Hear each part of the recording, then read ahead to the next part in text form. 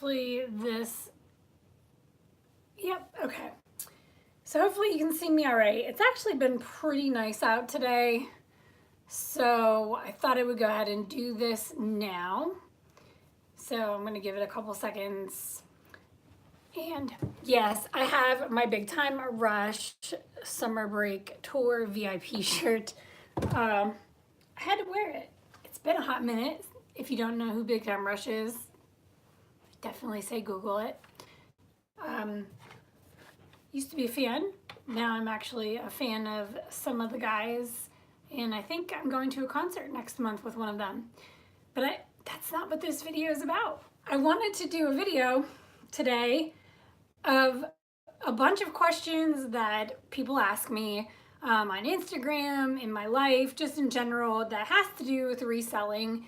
So I thought it would be kind of a good idea. I got my Erin Condren monthly here, and I have some questions. Now I might do a part 1 and 2 because there are a lot of questions that you can answer and ask.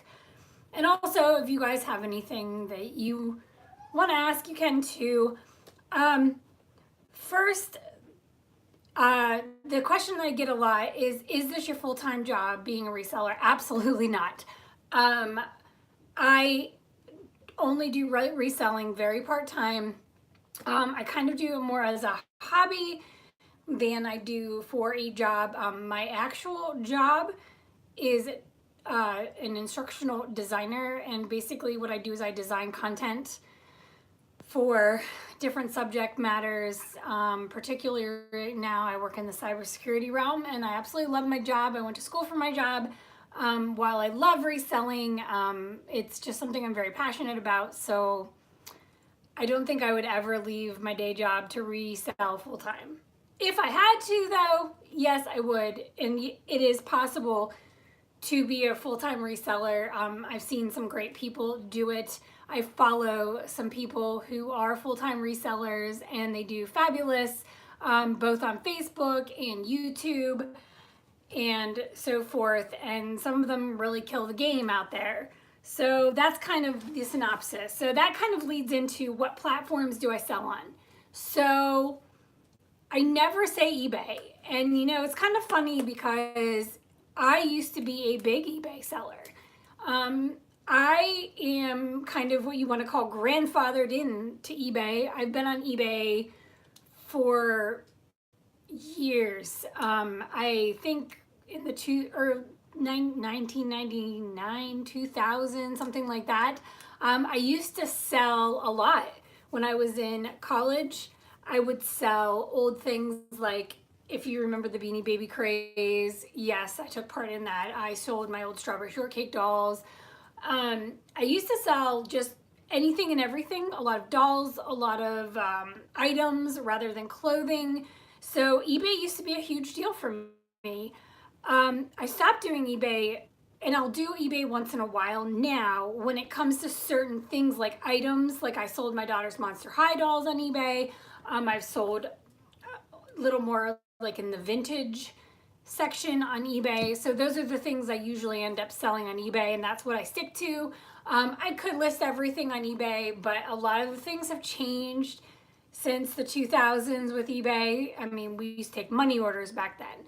So that just kind of gives you a synopsis of like, I'm not like really into eBay. I don't like some of the things I hear on Facebook about eBay and like the return policies and being taken advantage of as a seller. So I'm not saying I would never sell on eBay again, but it really scares me a little bit when it comes to clothing, so I stay away. I do sell on other platforms. I have a Depop account that I never use. I opened a Tradesy at one point that I don't think I use. So my main 2 apps are Poshmark and Mercari, meaning mainly Poshmark because that is where I have the most items listed. I have at least over 800 active items on Poshmark. On Mercari, I am starting to pick up, but things do not sell as quickly on Mercari, and sometimes the lacks will be pretty large in between. However, they take less money than Poshmark, so those are the 2 apps that I feel the most comfortable with. And my username on those apps is are Gen Z Girl, so JENNZYGIRL if you do want to check me out. So that leads into, where do I actually thrift? So I live in Maryland, the Maryland area, but I live right outside Pennsylvania and Delaware. So I do have a very capitalized area where I can go to a variety of thrifting places. We have a lot of small thrift areas right here in my small town that I do try to check out every other month or every few months, just to see. Their inventory doesn't move as fast, so therefore I don't go as often. Sometimes I will find a hidden gem or two. I also go to a local consignment near me, which I know you've heard me talk about if you've watched some of my videos, and I actually consign with them, but I also use that to find great inventory, because sometimes I will find some of my best pieces. Like if you've seen recently, I had some Lily Pulitzer dresses that I paid a little more for, but totally worth it, and they will sell for more than what I spent. I also live in an area where we have a bins, or the Goodwill outlet, as many people call it, and it's about a 30 to 40 minute drive. I will go every few months, and I will take advantage of that if I can. However, I'm very picky, so my goal when I do go to the bins is to hit a 20-pound mark, and sometimes that can be difficult. So I will source there when I can. If I had more time, I'd probably go more often. There are also several Goodwills in this area. However, they are uppriced, so you have to be very careful and very cautious when you go in and you look for items, because sometimes our dresses are over $8, and it's not like when I go to a consignment shop and they're $8. These are $8 and they could possibly have damage. Usually consignment is a little bit neater and cleaner, and they look over their items more meticulously. We also have a few other places I will go to. One is called Uptown Cheapskate. Uptown Cheapskate is also a consignment place. Their quality of clothing is also higher standards, so I worry less, but I try to hit sales. Like sometimes they will have like an end of a season sale, and the things will be like $2, $3, $5, etc. So that's another place I will thrift. And also we do have a Plato's Closet in Delaware that I will go to every once in a while. Some of their items are higher priced, so again, I've got to look, but the quality is so much better. I know there are lots of people on YouTube that will tell you that they shop at Plato's at Uptown Cheapskate as well.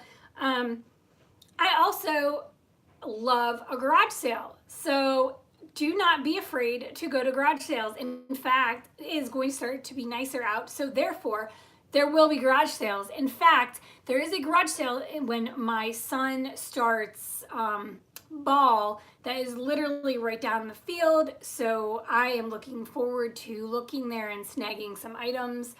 I can't wait till our neighborhoods start having garage sales as well, and I can at least pick up a couple items.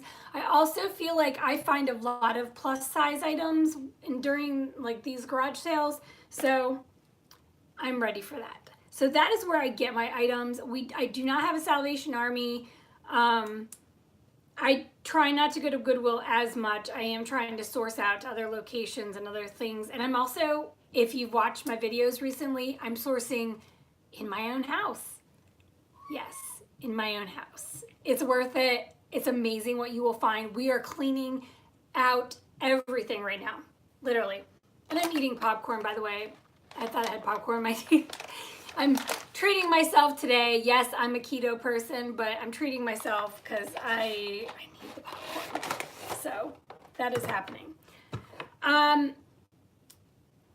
So the other two questions I have, what are some of the least favorite items I pick up, and some of the most favorite items that I pick up? So some of my least favorite items, but I will pick them up, a lot of times are plain or like career pieces, I mean, they're not as fun for me to pick up, of course, but like I will pick them up. It's always cool to find neat pieces, but I also am realistic when I'm out. So yes, they're my least favorite pickup because it's like, oh, it's just a pair of black trousers. It's, you know, no big deal. It's not as fun, but I will sell them and people need them and people want them. So while they're not exciting, I can pick them up. My most favorite, I have to say that my most favorite items to pick up are neat patterns. Like I love picking up Lily. I love picking up something that is intriguing and interesting. So if it's got some wild weirdness to it, like rainbows or like some bright yellow color, I'm drawn to that. So I will naturally go to pick that up. So that kind of leads into the next question, and that is like, what brands will you not pick up and what brands will you pick up?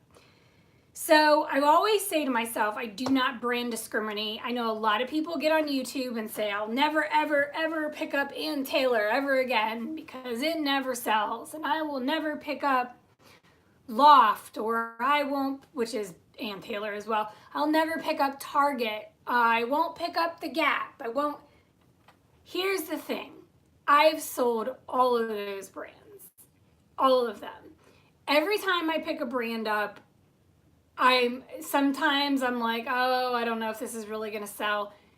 And sure enough, it does. I know a lot of people don't like to pick up Walmart, and I have to say that's probably the one thing like I won't pick up. So if it's a Walmart brand, unless it's from my own closet, which lo and behold, I am actually going to be listing a piece from Walmart from my closet, but I would never just go out and source it because it's really not financially worth it for me to source it unless I guess it's from the bins and it's new with tags.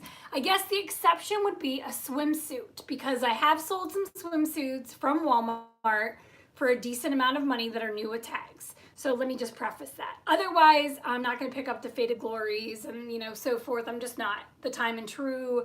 I can't think of anything else right now. Not going to happen. But I will pick up Target. Yes, I will pick up Morona. Yes, I will pick up Massimo. Yes, although with the controversy that's going on right now, I don't think I will pick up Massimo.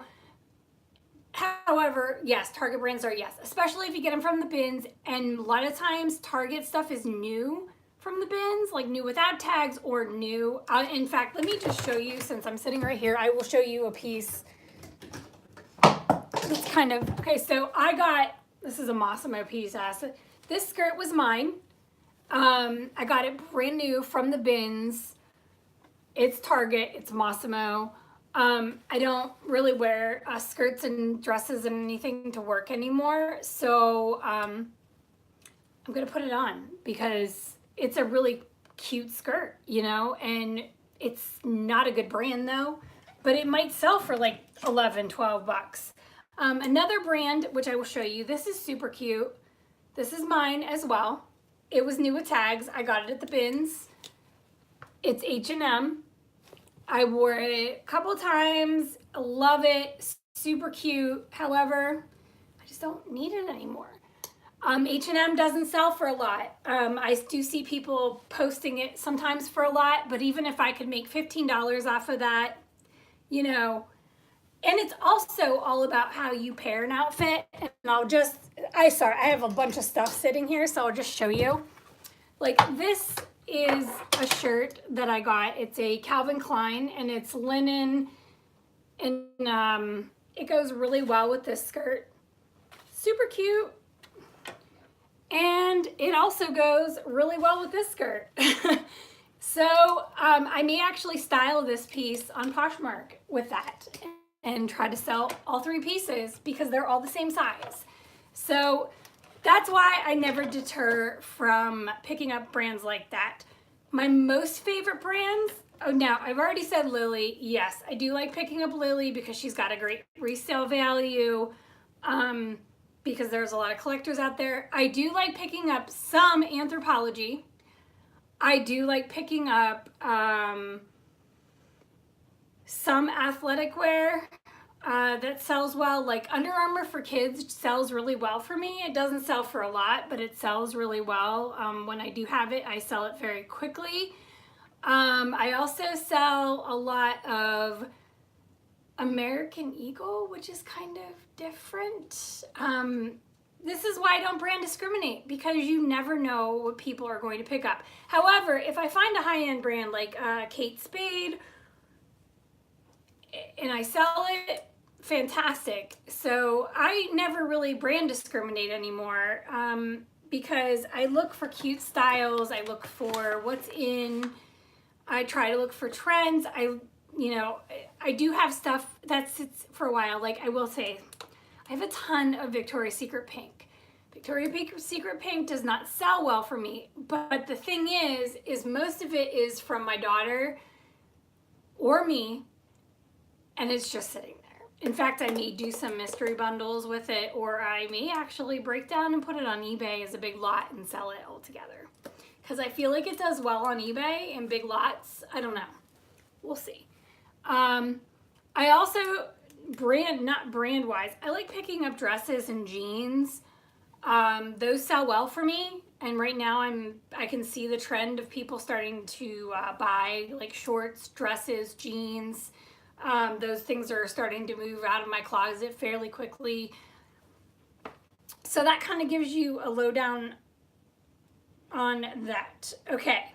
So the other question is, what was the most expensive item you have sold? So it's kind of weird because I've sold a couple. Oh, what weight class option? Okay, that's a good question. So Mercari has changed their policies with shipping. Oh, okay. So if it's over a pound, you have to go up. So this is what I would do. Choose the 1 pound option or choose the next one up. So this is what I would do, to be honest. I would not use Mercari shipping at all. In this case, I don't know if that's still an option. They've changed so many things. Because yeah, you have to bump it up to the 1 to 3 pounds. I personally, what I would do on Mercari, because it's not like Poshmark, I would do your own shipping on the item, and I would do the padded flat rate if you have padded flat rate, and I would use those and put your jeans in that, because you can get them, you can fit them in there, because, or I would see how much it costs on your own, even in the poly. And I have a scale. I don't know if you have a small scale. I'm assuming you do because you had the weight. Sorry, my phone flips quickly. So, but that would be my recommendation, is I wouldn't use the Mercari shipping if that's still, I hate even to say that. I think you have to offer free shipping then to the buyer, I think. I don't know. They've changed so many things, but I wouldn't even use their shipping option in that. And that is one thing I will say. Actually, that kind of goes into some of my questions. So let me just kind of skip over and I'll go into this. So shipping on Mercari is horrible to me anyway, because they just changed everything and you have to weigh everything out. I generally now, if it doesn't weigh less than a pound, I'm not even putting it on there, and that's horrible. I shouldn't, because I do have a scale. Everything out to make sure, and I use the polys like you do. But what I would suggest you doing, and this goes into another question that's been asked, like what packing supplies do I use? I would go onto the USPS site. I would order some USPS padded flat rate envelopes. They also have the, I don't know what they're called, but they don't rip and they're waterproof, and you can get them, I think 10 packs of those. Or I would also look into getting like different priority boxes. Like I used to order regional boxes, like regional A. Yeah, that's what's, I couldn't think of what it was called. regional A and regional B boxes I used to live by, and the reason I used to do that is because I used to make my own soap and things, so I used to ship a lot. So I've become really cognizant of shipping, which is why I have my own scale now, which is why I will go on USPS and I will buy, you know, like the shoe boxes or the whatever. I also will save my Amazon boxes when they come in. But I would definitely, because mercari, while mercari only takes 10%, you can really get ripped on the shipping unless you have your buyer pay for the shipping. And like, who's gonna spend like, what is it now? Is it like $13 or some craziness for like 1 to 3 pounds? I can't remember. This is why, like, when they changed the postage, I was like, oh my God. I'm like, I'm not listening to any jeans. I usually just stick to like kids' clothes, which is probably why I don't sell anything on there. I like planner stuff, random stuff. I avoid everything because I hate the shipping. This is why I like Poshmark. But you don't always sell everything on Poshmark. So that would be my best advice. I know it doesn't work for like a current situation, but like in the future, if you're listing jeans, definitely get yourself some paddeds, because you're only going to pay, what is it, like 7 something? Man, I remember the day when it was like $6.25, $6.75 to ship a padded flat rate. It's so sad. It's just so sad because that's not how much it costs anymore.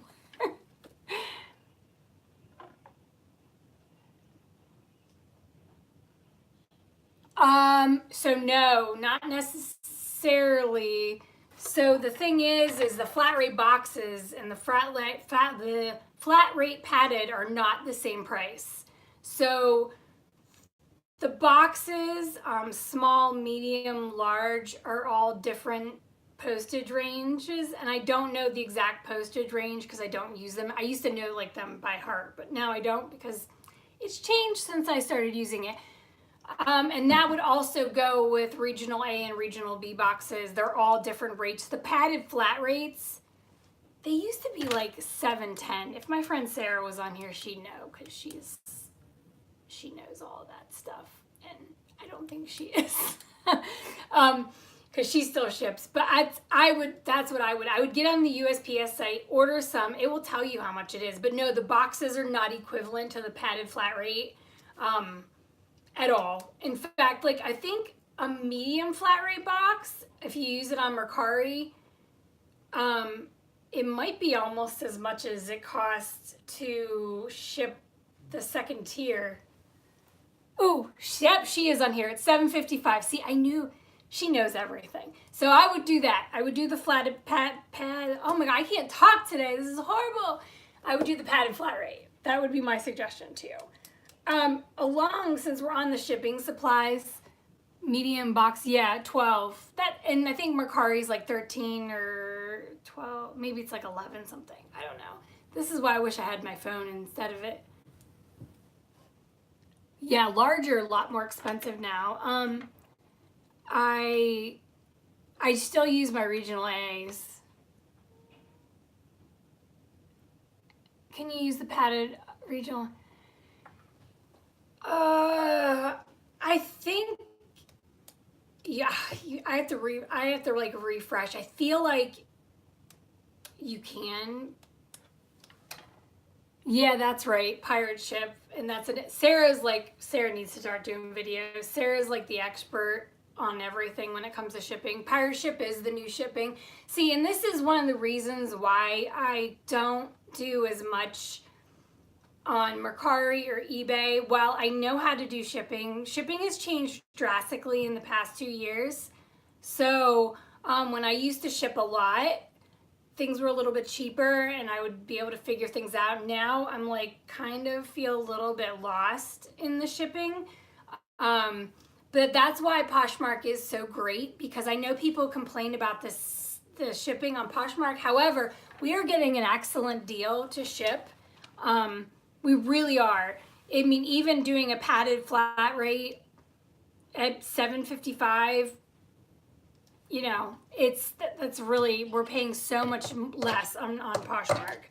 And that's the other thing. I do suggest you invest in a scale. because that's one of the questions I was asked. What equipment do you need for shipping? A scale is your friend. There's no question. It's good to know what you're shipping, what the weight is. And I know on Mercari, you can ship up to 5 pounds without having to get another label. Yeah, it is the shipping. Yeah, Poshmark is the absolute cheapest shipping for priority. In fact, the one thing about Poshmark I like is that I can use my priority mailboxes to ship my Mercari or my Poshmark stuff in, and I can also use my regionals. You can't use Express though. No Express. Sorry, that's not going to happen. But the priority boxes you can, and that's great. So I can use up some of the supplies I already had from when I used to ship things all the time. Like I said, the scale, the supplies, go on USPS, get your free boxes. All you got to do is go right online to USPS.com. You can go to the free boxes and you can pick out what you want. I used to be able to order surplus of them when I was shipping a lot. I think if you go on there, they may limit you to like 10 or 20 or something like that.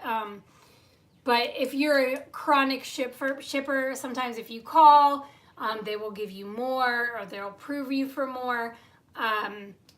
That's just a suggestion.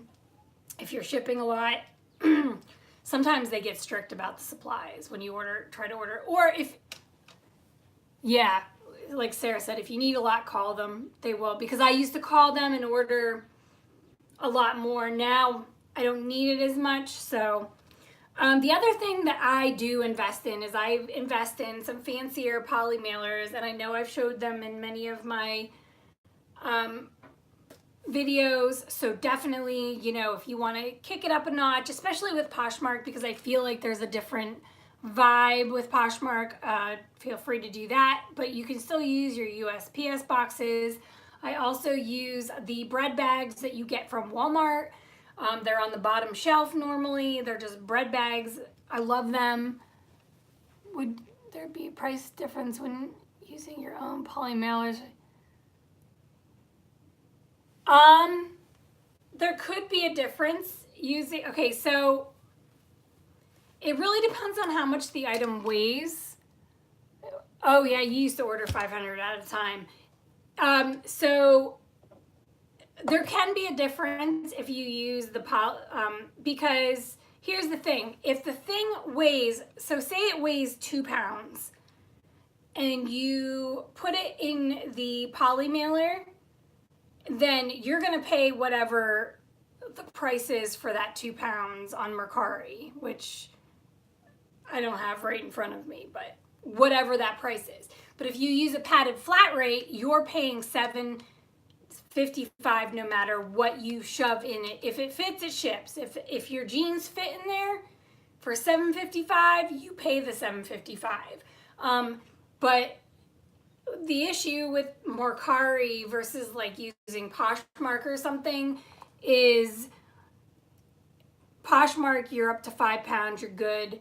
So with Mercari, if you accidentally don't do the right shipping, your person may end up having to pay a shipping overage and then you may end up owing money, that kind of thing. So that's just a little FYI for you. That's why it's super important to do the scale. I would definitely look at Poshmark, Mercari, and USPS and find out the shipping. What's the best shipping for you. Poshmark is definitely the cheapest, but if you're going to do a side-by-side comparison from Mercari, if you ship it with them or you ship it on your own and see where you can save. But the problem is if you're offering free shipping, you want to figure out which one's the best, what's the best option for you. I don't always offer free shipping anymore.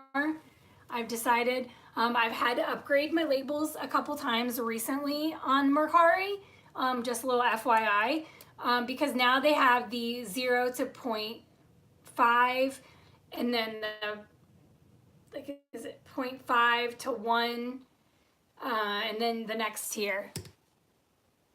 Yeah, put the pot, like Sarah just said, put the poly mail into the padded, and that will also help protect your item as well. So, and that's the other thing I am going to get into is make sure when you pack your items, and I did a little shit with me the other week, just kind of showing some of my supplies, and I should maybe do another one again. I put my items inside the bread bag or a bag. It doesn't matter what kind of bag. I have a ton of these pink bags from when I used to sell stuff, and sometimes I would use those. Now I've moved to the clear bread bags, and I close them and seal them. I actually put a little card in there, and that's another supply that you could buy, and you can get them at Michael's or AC Moore. I sometimes put a sticker on there, and then I put them in the poly, and then I seal them. So that's kind of some of the things that I use. I also use a lot of packing tape. The one thing I wish I had, and I don't, when it comes to shipping, is the Dymo label printer. I'm looking into one. I'm thinking about one.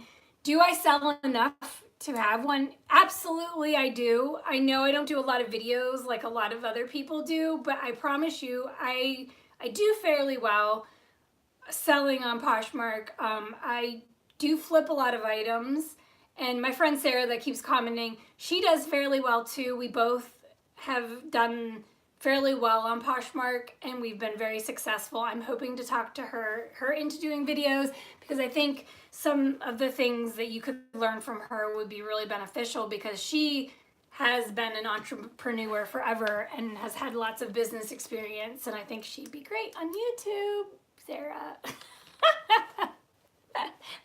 Just saying, just saying, just saying. But you know, I'm here, I'm trying. But so I share a lot of information with her. She shares a lot of information with me. And I think that's another thing. What kind of support system do you have on reselling? And I have to say that there's a lot of people in this community. There's a lot of people at the bins. There's a lot of people that I've met in reselling. I am really lucky that I have friends who sell in general. And I've learned a lot from them. I've learned a lot from their mistakes and my mistakes. And we've all shared different things. And I don't share a lot of that with everybody. And I will share some new tips as I find them, because I guess I don't really think they're helpful to other people, but maybe they are, because they've helped me. I will tell you, one of the big things that I've learned from other people are your photos are a big deal, especially on Poshmark. I am in the process, and it is a very painful process, to redo all of my photos. Whew, I have over 800 items, and I'll tell you, redoing your photos is not easy at all, like at all. And I'm trying to list items as well, like new items. So if you have the opportunity to make your pictures great in the first place, do it, because redoing your pictures is a nightmare. And while I love the return that it is giving me, and I will tell you, redoing my pictures is selling my crap, okay? Relisting my items is selling my crap. It is leaving, I shouldn't call it crap, should I? That's mean, right? It's not crap, it's not crap. It's leaving my house faster, it's selling quicker, and it's selling for more. So my lesson was, your pictures were horrible, and yeah. So I suggest, and yes, it is horrible. If I had more time in my life, it would be great. I don't, okay? Ugh, I just don't have time. And so the other suggestion, which I got from Sarah, is a solid background, if you have one, or some kind of backdrop.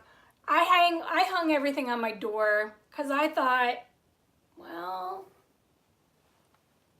I know. There's a joke about my crappy pictures. It goes all the way back to when I used to make soap. Okay. Yeah. I used to just like want to hurry up and do things. And I've learned that if you take just a little more time to photograph something, you get much better results. And I have an iPhone 10, so I have no excuse. I have the equipment, and that goes back to the equipment question. I use my iPhone 10 to take my photos. I have a ring light that I don't always use. I use it sometimes. I get lazy. I forget, just like in my videos. I'm a lazy person. No, I'm just a very busy person.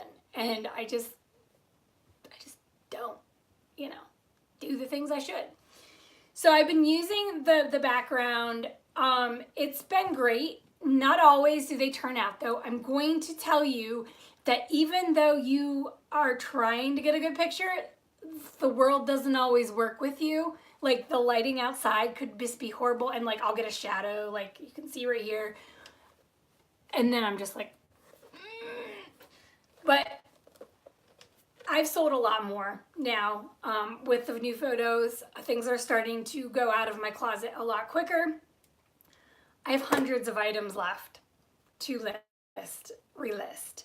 I'm also, when it comes to pants, the other tip I will give you is if you have pants, do the length, do the inseam, do the rise, do the waist, because these are the questions that I get, excuse me, asked the most. Totally. No fail. If I accidentally forget to put the rise or accidentally forget to put the inseam, and it happens, let's just be honest, it happens. That's the question I get. I do. So I just do it now. I don't do all my measurements unless the item is really awkward. Dresses, I will. I do the length on dresses. I should do it on everything, but I don't. I just don't. You should though. If you have the time, do it. Pants, definitely do it. Because if you think about it, would you just go into a store and buy a pair of pants? Like, without trying them on? Like, you kind of know maybe how long they are, but you don't really know for sure. You kind of need to know those things. Because if you're short, like I am, you want to know, like, that the inseam isn't like 34 inches long, because 29 is where you are, So it's always good to have those things, because once I find a pair of pants I love, I go on Poshmark and look. And I'm like, In fact, I'm looking right now for a pair of jeans. But I will tell you, the number one thing that I cannot find is the inseam on the listing. So I'm thinking, well, gee, you better have the inseam on your stuff, because if you're complaining, it better be on yours. In fact, I caught one today that didn't have it. So it happens, but just something to think about. What other questions? Okay, the most expensive item that I sold, I'll go back to that. I have sold a Christian Dior vintage jacket for I think $150. That was one of the more expensive items. I also sold a vintage Fendi jacket for $100. Could I have made more on them? Probably. However, I wanted to be quick flip on both of them, and I was really lucky, and I quick flipped. Plus, they were vintage pieces, which, I didn't think I was going to make a ton of money because they're vintage and there were some flaws. But, I'm good if something sells for $40 or $50. That's great for me. I'm not like a high roller thrifter, so I rarely sell anything for over $100. I have a few things listed. I have some Lily dresses that are listed for a little bit higher. I have a vintage Dior slip that I have listed for a little bit higher. But those are kind of like my more expensive range. So what about least expensive? So let me just give you a little lowdown on that, because I don't list anything now, and I mean this, under $10 on Poshmark, especially. Mercari, you have to think about this. And you have to think, like, is it worth it to list it? Because if you sell something for $5, and I have, you make $2.05. Like, why? I mean, okay, so I did a clearance once and it really was beneficial and it cleared out my closet for $5. And I have a couple stragglers in my closet still for $5, but I'm quickly changing that. So if you go in my closet and you look and you find a $5 item, be like, she said she doesn't have any more $5 items. Okay, all right. So there's a couple in there, like maybe 4 or 5. I'm slowly changing that though. So as I change my pictures, that item is going to go up at least to $10 unless someone buys it. Because I actually had someone buy something while I was doing some relisting. I was like, all right, cool. Because here's my thought. Those $5 items within the next 2 months, unless it's a winter item, are going to my consignment shop. So if it doesn't make the cut in the 2 months to the next time I go to consignment, it's going out my door. So it's leaving my house in the next 2 months, regardless of the situation. The only exception I ever make to the $10 rule is with kids' clothes, because kids' clothes are a different ball game unless it's a high-end brand. I have a lot of like Under Armour in my closet. I have a lot of Hannah Anderson I used to have a lot of. I have a couple pieces left that I'm trying to get rid of.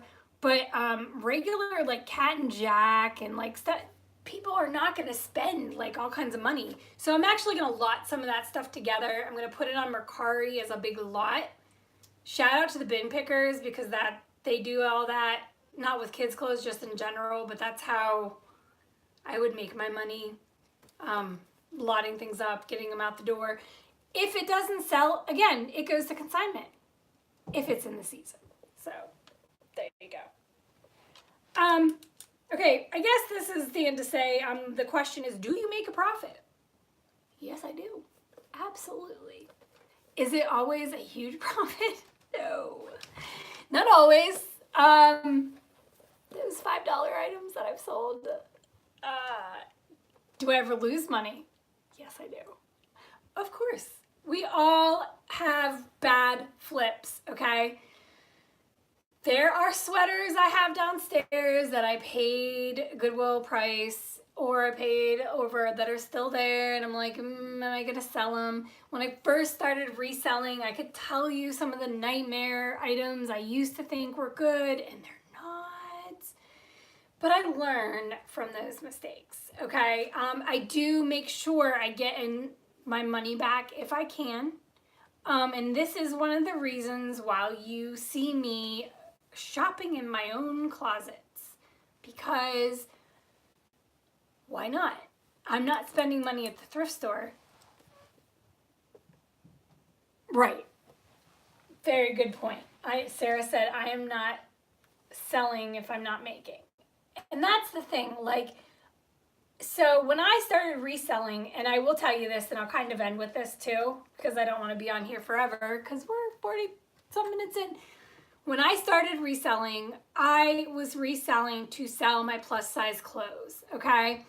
I was here to sell my fat girl clothes, as I'm going to call them, and please do not be offended, but that is what happened to me. I was like, I wanted to not be overweight anymore, and I'm going to get rid of these clothes on Poshmark, and that's what I did. And, you know, I was like, I'm going to make extra money. And so I did. And the pictures were horrible, but I sold a lot of it, and I sold a lot of it cheap. And I was like, wow, I can sell all my plus size clothes. So as I lost the weight, and this was a great incentive. So I'm telling you, if like you want an incentive, people buying your clothes, you can buy new clothes. It's awesome. Let me tell you. As the sizes dropped, like, you know, I was a 28. And then I was a 26, and then a 24, and it just kept going down. And then, so the epitome hit me when I hit the 16s, and I had so much stuff, and I realized that this was a way to make actual money, okay? Money. And being a plus size girl, I was like, this is such a great market because I'll tell you, being plus size and trying to find clothes that fit sucks. So having Poshmark to look for clothes while you are shopping and you want to lose weight, and I mean, this was a great opportunity for me. And I was thrifting and I was finding clothes too. So the money just started coming in and coming in. And then I hit like a size 14, and I finally realized that I was just going to start thrifting forever. Like, this was it for me. I was like, I can do this. I can thrift. So it became more of a hobby and also an obsession, and the money is decent. It's not, okay, let me just tell you this. I'm not like a get rich quick scheme.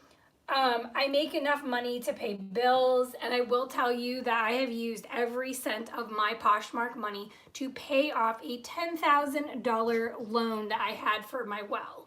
So I had an alternate goal in mind. I paid it off last week in full, finally. It is done. I'm so happy, and I used Poshmark to do it. I also used Poshmark to help me in my weight loss journey. Because now I can go on there and like, I know I can find awesome clothes from somebody else who's also, you know, maybe selling their clothes from losing weight, or, you know, purging their own closet. And I found some really great things of my own, and I will reposh if things don't fit, and that happens because I just bought some size 10 Not Your Daughter's jeans shorts the other day and they don't fit. So, you know, it is what it is. But, you know, I'm glad I found Poshmark. Poshmark's a great tool to sell and meet people, and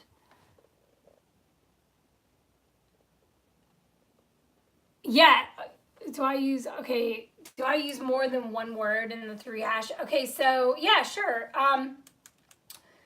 So for example, I sell a lot of planner stuff. So I use hashtags like Simply Gilded, and it's one word. I don't put spaces, and then I'll put like washi, and then the third one I'll put planner, because those are hot words. I'll also do the same for like my Lily dress. Like, I put Lily Pulitzer, and then I'll put like trend. Trend is a word I will use for items that I know are on trend. So I would do some digging into whatever you sell for the hashtag keywords. Like when it's Christmas time, I definitely put Christmas in my hashtags. It's Easter, so you bet. When I listed my Kate Spade dress, I used that Easter tag. I even put Easter when I was on Poshmark, because sometimes people are looking for certain things in certain times of year. Yeah, that means you might have to go back and change it up, but you can kind of just, you know, finagle your wording. But I always use everything that's available. And that's like, if you're on eBay, there's a lot that goes into keywords, and there's keyword searching on Poshmark too. So even if you're, you know, use Mercari or Poshmark, I feel like you should have the same mindset, like when you're using keywords, like in your titles. There are some really good YouTubers out there that talk about keywords. I know Jenna Empty Hanger has done a video on it. I feel like, who else has done something recently that I've watched? The only reason Jenna comes into mind because I actually took some advice from her. I changed all of my headers in Poshmark because of her. Do not use emojis. Don't use them. I know people like to use your little emojis for selling things. Don't use them. Take them out. If you have an emoji in your icon area, take it out. And I'll tell you why. Because they are not searchable in Poshmark's algorithm. So if you put a little heart or a leaf to separate, like sometimes you might have a sale, like a 5 for whatever sale, those are not searchable. And therefore your item is not going up in the queue. Your item is not being pulled up when someone's looking for your item. And I guarantee you that's why you're not selling something. So I went through and I took out all my icons, most of them, you might find one or two, and I started selling the stuff. So just a little tidbit, and that goes like for anything. Keywords are your best friend. So now, like, an example would be for me, it might say anthropology, and then I might put like a slash in there. Boho laced whatever blouse, and then I'll put extra large, XL. You know, I use my 40 characters. I can't remember how many characters Mercari is. Use your characters in your description. When you put down below, again, I say anthropology, left of center, boho lace, eyelet, long sleeved, burnt orange, top, eyelet button front, whatever you can do to make the description as much as possible, because people are looking for those things when you're doing it. I'm working on my descriptions too, so you can't do it all at once. Well, I have a ton more questions, but what I'm going to do is I will do another video since this one's getting a little bit long. But I promise you, I've got lots more. Like, I have stuff to tell you about, you know, cases. Oh, well, good. I'm glad. It's a lot of work. I know it's a lot of work. Just hang in there. I haven't been doing this forever, but I'm still doing okay with it. I love it, and it's worth every minute. And the next video I do, I will touch on like cases, both on Mercari and Poshmark, my worst thrifting scam. And I will go in a little bit more on profits and margins and things like that. So I thank you so much if you stuck for this video so far. If you want to, feel free to hit the subscribe button. I will do videos as much as possible. I get a little busy sometimes, but I absolutely love thrifting and I love sharing my experience with you. So thanks again for watching, and I will